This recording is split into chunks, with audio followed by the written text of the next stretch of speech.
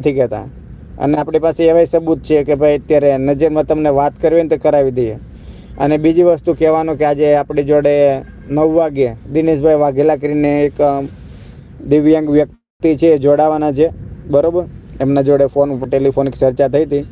એ વ્યક્તિ એટલી ખુદદાર છે કે આજે દિવ્યાંગ હોવા છતાં, બંને આંખે દેખાતું નથી, 100% બ્લાઇન્ડ હોવા છતાં એણે બ્રેન લિપિ ભણી અને ગ્રેજ્યુએશન કમ્પ્લીટ કર્યું.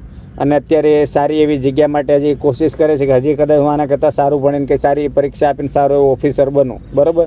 તો આપણે એટલી ઈચ્છા છે દિલથી કે ભાઈ એ વ્યક્તિ કદાચ આગળ વધે તો આપણે આંખું ઠંડી થાય. આપણે દિલથી એવો આશકારો હતો કે ના એ વ્યક્તિ આજે પોતાના માટે કંઈક કરી રહ્યો છે સમાજ માટે. કેમ કે એને કદાચ કોકને કોક તો આપી દેશે, પણ આજે એ વ્યક્તિ કદાચ સારો ઓફિસર બનશે ને બ્રેન લિપિમાં, તો આજે બીજાનું 4નું ભવિષ્ય સુધારશે, બરાબર. તો આપણે ખૂબ ખૂબ દિલથી આપણે એ ભાવના છે કે એ વ્યક્તિ હજી આગળ વધે.